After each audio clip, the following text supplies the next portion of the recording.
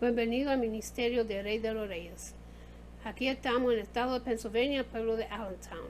Y el título de hoy se llama Apocalipsis capítulo 20 hasta el 21. El capítulo 21 de Apocalipsis empieza con la visión de Juan, de un cielo nuevo y una tierra nueva. Capítulo 21, versículo 1. El primer cielo y la primera tierra habían pasado. Versículo 21. Capítulo 21, versículo 1. Vio la santa ciudad Jerusalén nueva que descendía del cielo de Dios, dispuesta como una esposa ataviada para su marido. Capítulo 21, versículo 2. Dios prometió que limpiaría Dios toda lágrima de los ojos de ellos, y la muerte no sería más. Y he aquí yo hago nueva todas las cosas. Capítulo 21, versículo 5. Los fieles recibirían de la fuente de agua de vida. Apocalipsis capítulo 21, versículo 6. Pero los infieles estarían en el lago ardiendo con fuego y azufre, que es la muerte segunda. Apocalipsis 21, 8. En Apocalipsis capítulo 21, los versículos 9 hasta el 27, Juan nos da una descripción detallada del nuevo Jerusalén que descendía del cielo de Dios. Capítulo 21, versículo 10. Resplandece con la gloria de Dios. Capítulo 21, versículo 11. Y tiene muros altos con 12 puertas y 12 fundamentos.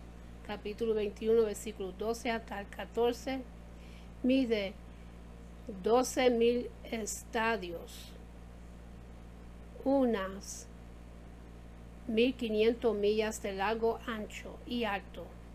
Capítulo 21, versículo 16. La ciudad es de oro. Capítulo 21, versículo 18. Igual que las calles. Capítulo 21, versículo 21. Los fundamentos del muro estaban adornados con todo tipo de piedras preciosas y cada puerta es una sola perla. Capítulo 21, versículo 19 hasta el 21. No hay ningún templo porque el Señor Dios Todopoderoso es el templo de ella y el Cordero. Capítulo 21, versículo 22. Tampoco había necesidad de un sol, porque Dios y el Cordero son su luz. Capítulo 21, versículo 23. Juan documenta una promesa inusual, que las naciones que hubieron sido salvas andarían en la lumbre de ella. Capítulo 21, versículo 24. Las naciones se refiere a los gentiles. En Apocalipsis capítulo 22, versículo 1 hasta el 11, Juan describe un río limpio de agua, de vida, resplandeciente como cristal, que salía del trono de Dios y del Cordero. Capítulo 22, versículo 1. A las orillas del río está el árbol de la vida, que lleva 12 frutos, dando cada mes su fruto. Capítulo 22, versículo 2. Y no habrás más maldición. Capítulo 22, versículo 3. La maldición del jardín de Edén ha sido retirada. Los fieles podrán ver la cara de Dios. Capítulo 22, versículo 4. No como en los tiempos de antes, cuando Dios le dijo a Moisés: no podrías ver ni mi rostro, porque no me verá hombre y vivirá. Éxodo capítulo 33, versículo 20. Aún quedó vencido por esta gran visión y cayó y alabó al pie del ángel que había hecho aparecer estas cosas.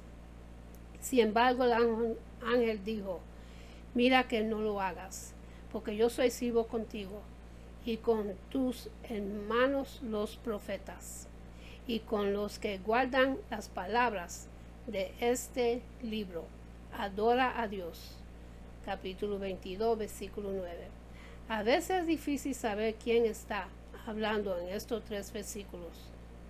En el versículo 16 y en medio del versículo 20 son claramente las palabras de Dios.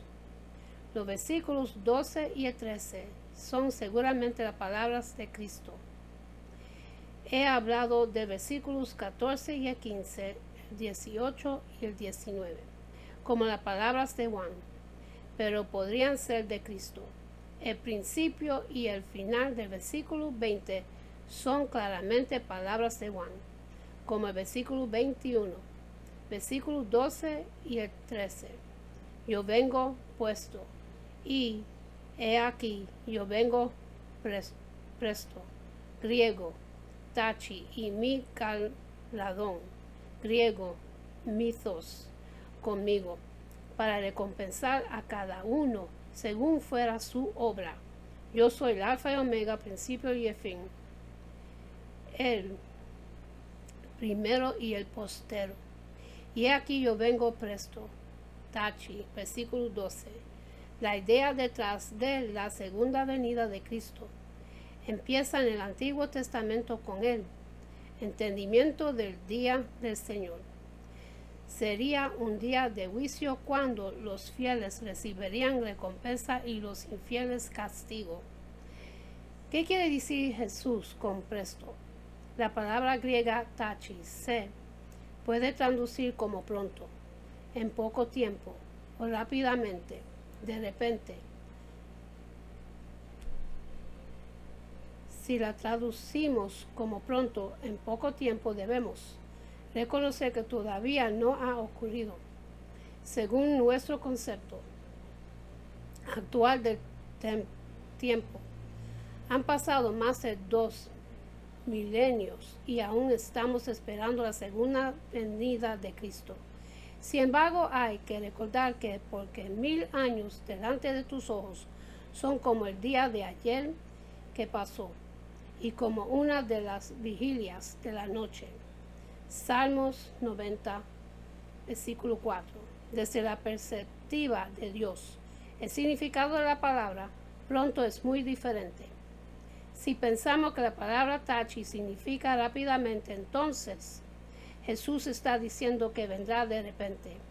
Esto encaja mejor con las palabras de Jesús, que dice que vendrá presto, y la sorpresa que la gente experimentaría.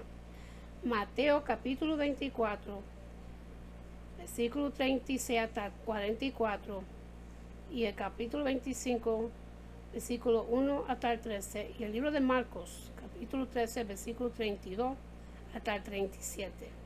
El énfasis en las palabras de Jesús es que debemos estar siempre listos para un evento de importancia eterna que vendrá pronto y sin aviso. Jesús advierte, velad pues porque no sabes ni el día ni la hora en que el Hijo del Hombre ha venido. Mateo capítulo 25, versículo 13. Y mi galardón mythos conmigo, para recompensar a cada uno según fuere su obra. En el versículo 12. A veces la palabra mythos se usa para hablar de salario, compensación por trabajo cumplido, quid pro quo. Por ejemplo, Pablo dice, empero al que obra no se le cuenta el salario, mythos, por merecer, sino por deuda. En el libro de Romanos, capítulo 4, versículo 4.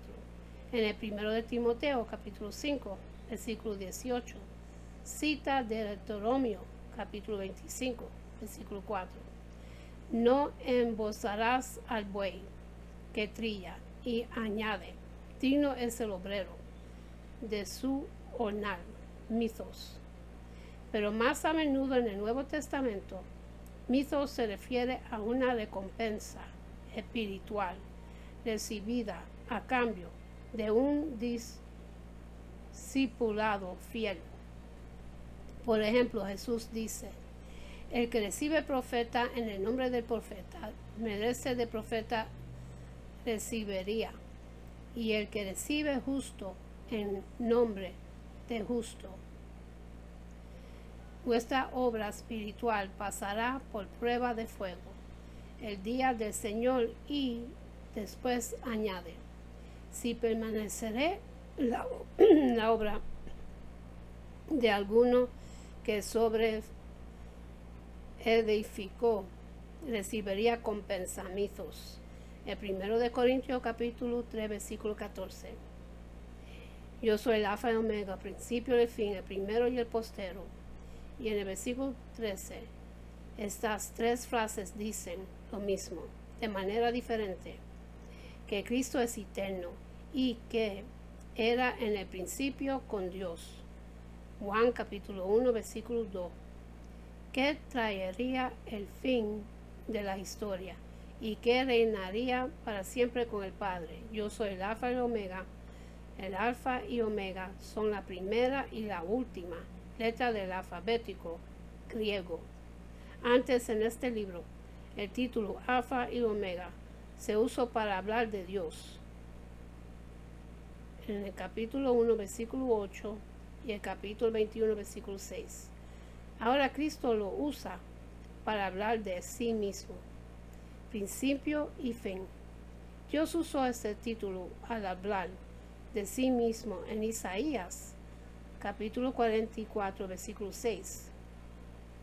Y Isaías capítulo 48, versículo 12. Ahora Cristo lo usa para sí mismo también. En el versículo 14, buenaventurados los que guardan sus mandamientos. Buenaventurados los que guardan sus mandamientos para que su potencia sea el árbol de la vida y que entren por las puertas en la ciudad. Buenaventurados los que guardan sus mandamientos, para que su potencia sea en el árbol de la vida, y que entren por las puertas en la ciudad. Versículo 14. Esta es la séptima y última beatitud pronunciada en este libro. Véase capítulo 1, versículo 3, capítulo 14, versículo 13, capítulo 16, versículo 15, capítulo 19, versículo 9 y capítulo 20, versículo 6, capítulo 22, versículo 7. El número 7 es significante ambos en el Antiguo y en el Nuevo Testamento y transmite la idea de plenitud o cumplimiento.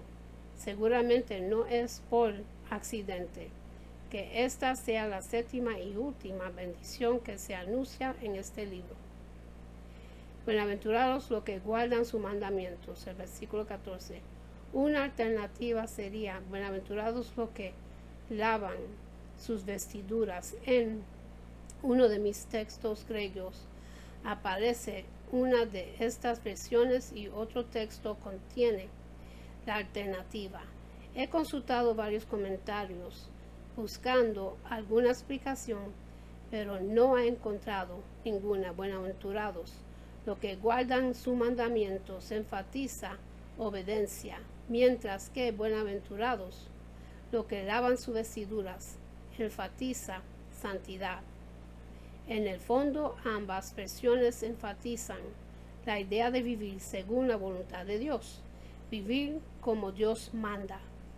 Antes Jesús habló de una poca personas en Sardis que no han ensuciado sus vestiduras.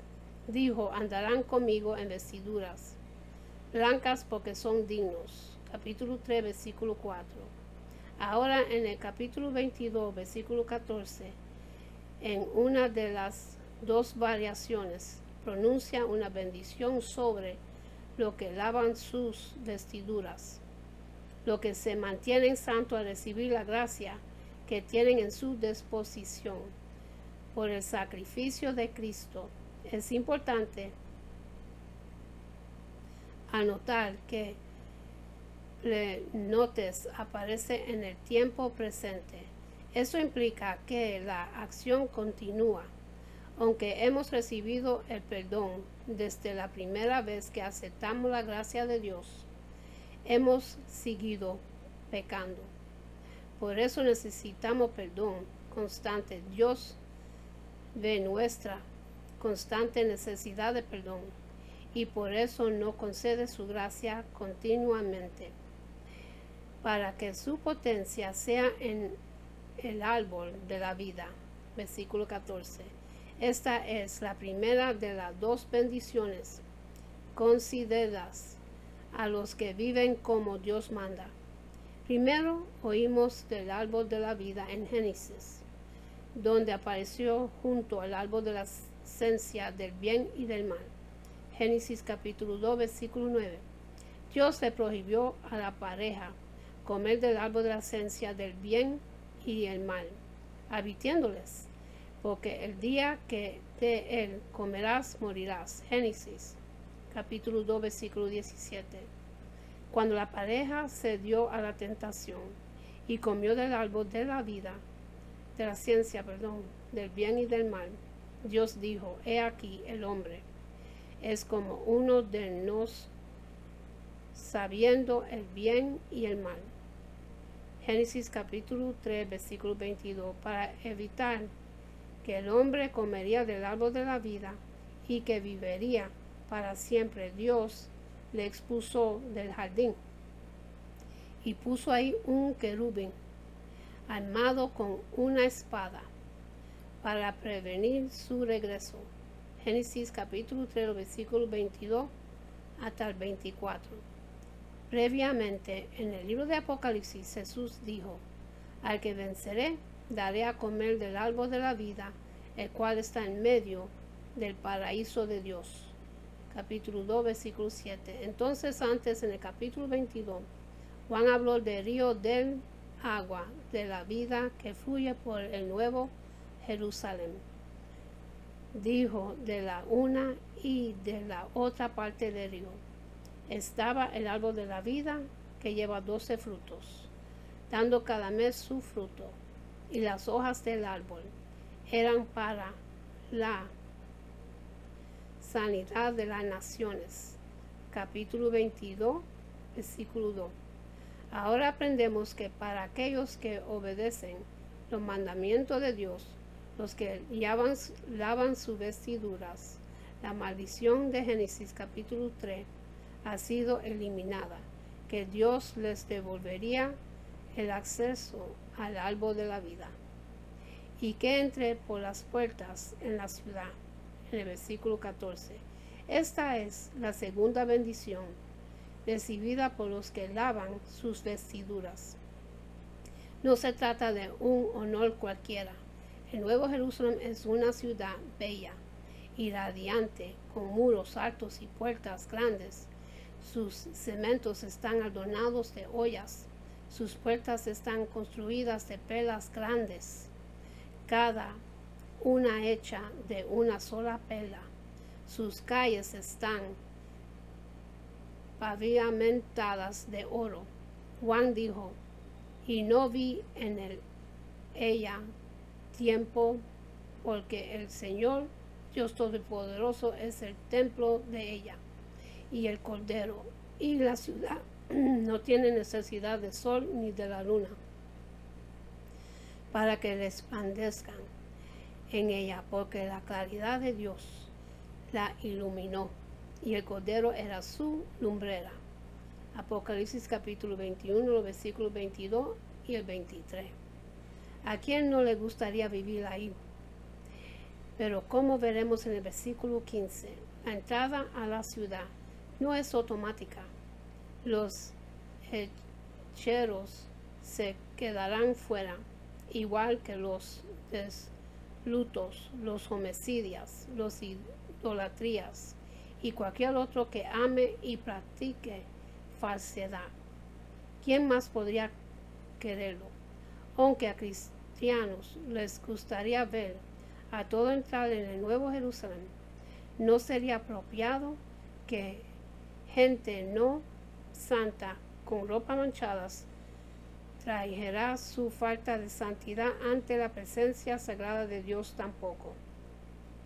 sería apropiado que los que no se han purificado a través del poder que ofrece al Cristo crucificado y resucitado corrompan la ciudad donde los habitantes se han lavado sus vestiduras y están limpios.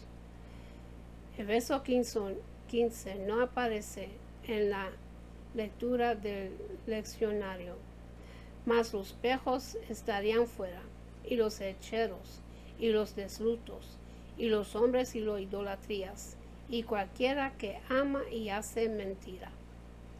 Aunque este versículo no aparece en la lectura de diccionarios, el pastor debe conocer su contenido. En el versículo 14, Juan pronunció una bendición sobre los fieles, los que guardan los mandamientos de Dios, o que lavan sus vestiduras. Ahora en este versículo, pronunciada un lamento sobre los que siguen pecando, los hechiceros, y los dislustos, y los homicidios, y los idolatrías, y los que aman hacer mentiras. Juan les llama perros, un insulto despectivo. Eliminar versículo 15 daña este texto, ya que el versículo 15 es la segunda parte de la idea presentada. En el versículo 14 la lista de pecados sirve para ilustrar, pero no es exclusivita. Gente culpable de otros pecados tendrá el mismo fin que los que son culpables de pecados como los incluidos en este versículo. Aún así, no debemos perder la gracia de vista. Todos somos pecadores y dependemos de la gracia de Dios para nuestra salvación. El tipo de gente que Juan describe en este versículo es gente que no se han arrepentido, gente que han decidido no aprovechar la gracia de Dios. En el versículo 16, la raíz y el descendiente de David. Yo, Jesús, he enviado mi ángel para daros testimonio de estas cosas en las iglesias. Griego, el eclesiastés. Yo soy la raíz y el linaje de David, la estrella resplandeciente y de la mañana. Yo, Jesús, he enviado mi ángel para daros testimonios de estas cosas en las iglesias. En el versículo 16, antes el ángel que le enseñó a Juan la visión del nuevo Jerusalén dijo: estas palabras son fieles y verdaderas, y el Señor Dios de los santos profetas ha enviado su ángel para mostrar a sus siervos las cosas que es necesario que sean hechas presto. Capítulo 22, versículo 6. Ahora Jesús se identifica como ángel, que el ángel ha enviado a Jesús es el que se identifica como el Señor en el versículo 6, para darnos testimonio de estas cosas en las iglesias. En el versículo 16, Juan no sería el único que beneficie de la visión del nuevo Jerusalén. Jesús envió al ángel para mostrarle a Juan esta visión, para que él después testificara a las iglesias de lo que había visto. Juan cumple este requisito al recibir este libro. Yo soy la raíz y el linaje de David, versículo 16. Recuerde, Jesús es el que estaba hablando. Yahweh le prometió a David: y cuando tus días fueran cumplidos y duermes con tus padres, yo estableceré tu simiente después de ti, la cual procedería de tus extrañas, y asegurarte su reino. Él edificará la casa a mi nombre, y yo afirmaré para siempre el trono de su reino. Segundo de Samuel, capítulo 7, versículos 12 y 13. Una promesa que judíos interpretaron como un mensaje mesiánico. Nuestro versículo actual alude a Isaías capítulo 11, versículo 1, donde Jesús prometió, y saldrá una vara del trono de Isaías, y un vástago retornaría de sus raíces. Isaías fue padre de David. Por lo tanto, eso promete la continuación del linaje de Isaí, Jesse y de David. Otra promesa mesiánica. Está claro que Jesús enfatiza su linaje davídico y la promesa mesiánica que viene de este linaje. La estrella resplandece y de la mañana, versículo 16. Aquí algunos eruditos ven una alusión a Números capítulo 24, versículo 17, que dice, saldrá estrella de Jacob y levantarse centro de Israel. No fue hace mucho que logré entender esta referencia a Jesús como la estrella resplandeciente y de la mañana, en parte porque nunca había visto la estrella resplandeciente y de la mañana. Hace años nos mudamos a una casa a varias millas de la ciudad donde el cielo es más oscuro y más claro de lo que era cuando vivía en la ciudad. La ventana de nuestro dormitorio da al este y la vista en esa dirección es bella. Tenemos suficiente privacidad como para poder dejar la ventana descubierta. Y cuando me despierto en medio de la noche, veo estrellas, puntitos masculinos de luz dispersados por el cielo. Se me despertó en el momento oportuno, como a las 5 de la mañana. Veo la estrella resplandece y de la mañana subiendo en el este. La verdad es que no es una estrella, sino la planeta Venus. Pero su nombre no importa porque domina el cielo de este, mientras que las estrellas son puntitos minúsculos de luz.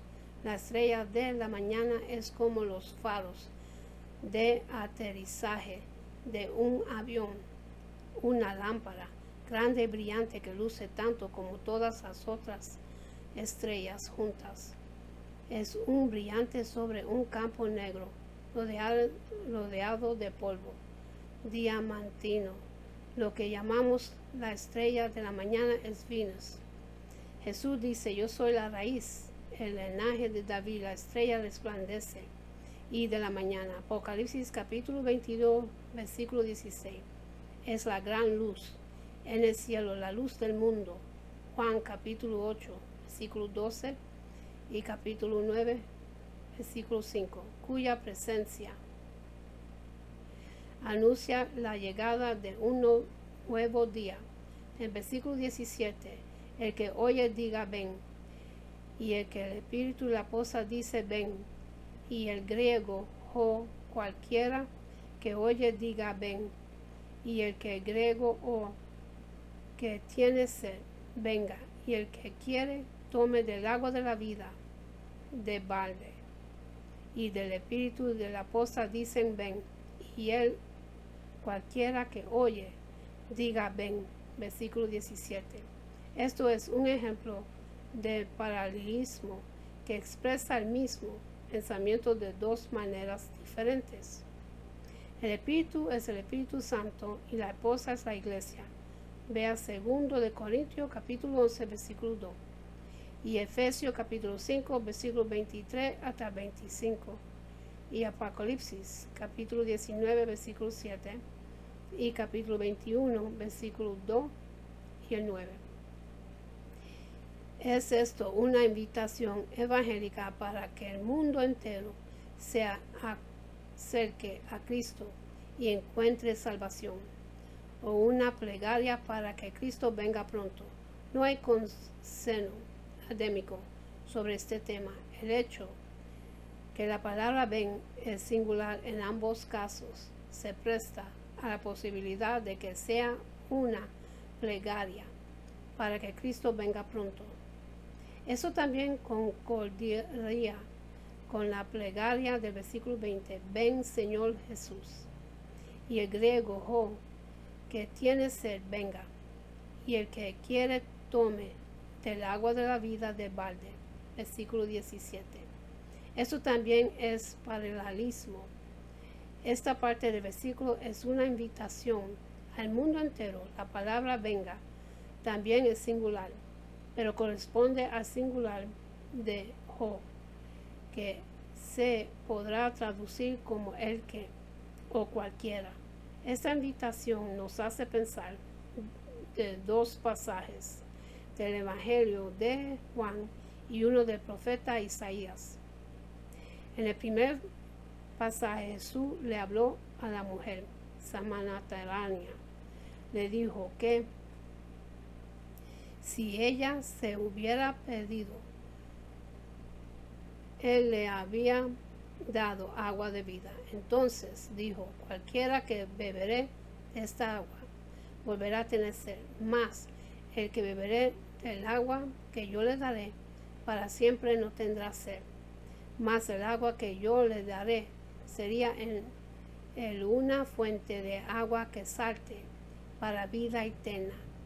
Juan capítulo 4 versículos 13 y 14. En el segundo pasaje Jesús dijo, si alguno tiene sed, venga a mí y beba. Y el que cree en mí, como dice la Escritura, ríos de agua viva correrán de su vientre. Juan capítulo 7 versículo 37 y el 38. En el libro de Isaías, Dios a través del profeta dijo, a todos los que sedientos, venid a las aguas, y los que no tienen dinero, venid, comprar y comer. Venid, comprar sin dinero y sin precio, vino y leche. Isaías capítulo 55 versículo 1. Entonces este versículo es una invitación para los que tienen hambre y sed por justicia, para que vengan y sean saciados. Vea Mateo capítulo 5 versículo 6. El versículo 18 y 19 no aparecen en la lectura del diccionario, porque yo protesto a cualquiera que oye la palabra de la profecía de este libro. Si alguno añadiere a estas cosas, Dios pondrá sobre él las plagas que están escritas en este libro. Y si alguno quitare de la palabra del libro de esta profecía, Dios quitaría su parte del libro de la vida y de la santa ciudad y de las cosas que estarán escritas en este libro. Estos versículos pronuncian sentencias sobre cualquiera que se atrevía a añadir o eliminar algo de este libro. Versículo 18. Esta profecía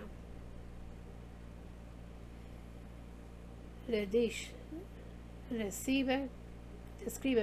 estos versículos como un símbolo que marca los derechos del autor y que advierte a la gente que no se toleraría ninguna violación de sus derechos.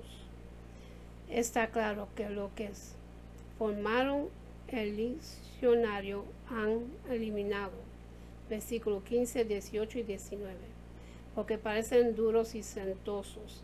Sin embargo, estos versículos forman parte del canon. Tenemos la responsabilidad de proclamar verdades bíblicas, aunque no sean populares, tal como un médico tiene la responsabilidad de darle a su paciente una mala noticia, aunque regrese ofenderle.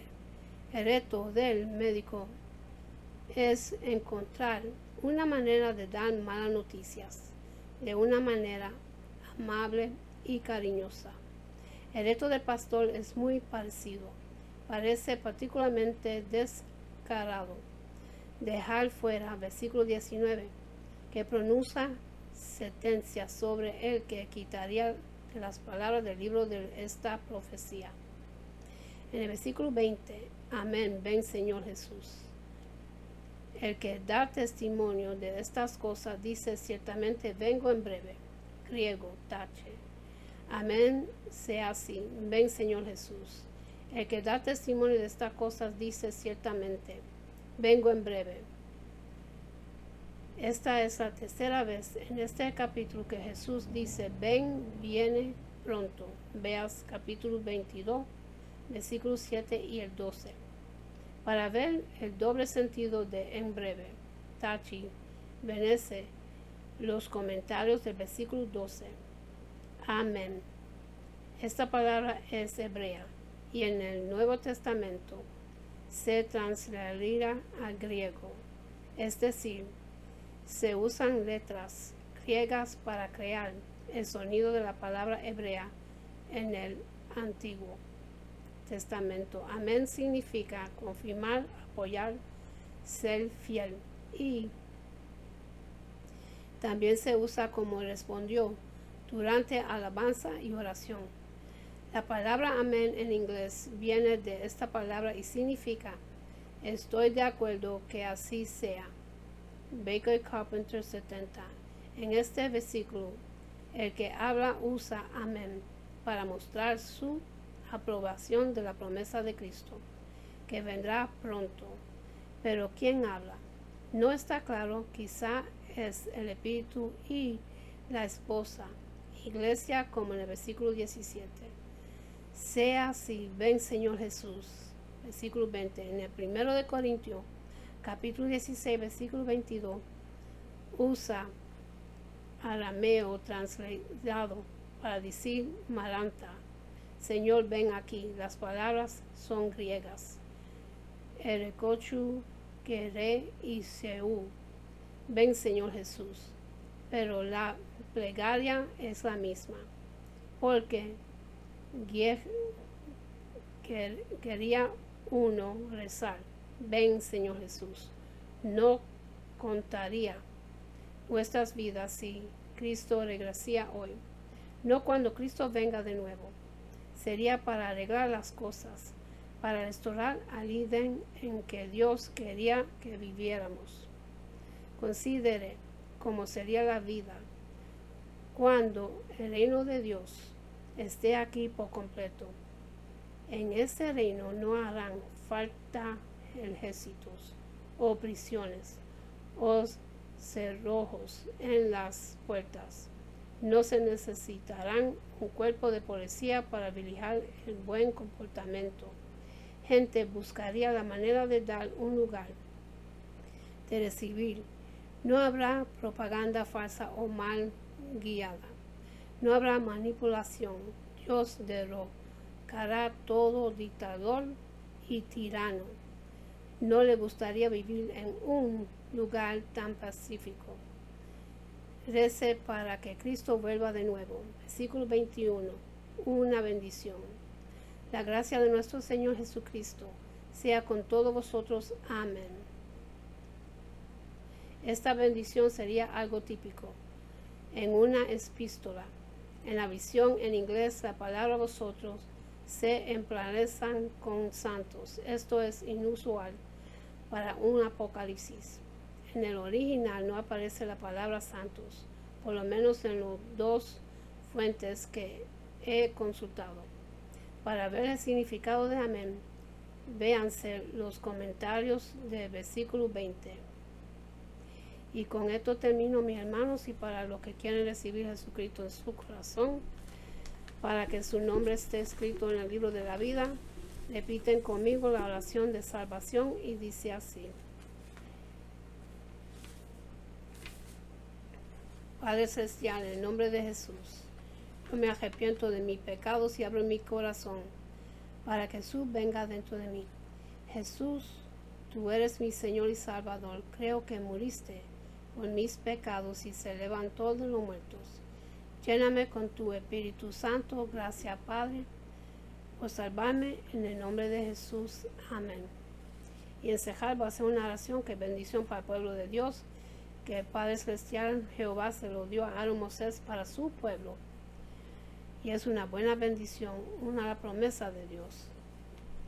Se consigue en el libro de Números, capítulo 6, los versículos 24 hasta 26, dice así. Jehová te bendiga y te guarde. Jehová haga resplandecer su rostro sobre ti y tenga de ti misericordia. Jehová hace sobre ti su rostro y ponga en ti paz. Tenemos que buscar más de Dios. Estamos en los últimos tiempos. Cristo viene pronto. ¿Están preparados ustedes para su segunda venida? Tenemos que prepararnos, tenemos que arrepentirnos de nuestros pecados y buscar más de Dios, porque todo lo que está en la palabra de Dios está ocurriendo hoy en día. Con esto lo dejo, mis hermanos, que Dios me los bendiga, me los guarde, que tengan una buena noche, una buena amanecer y hasta la próxima. Amén.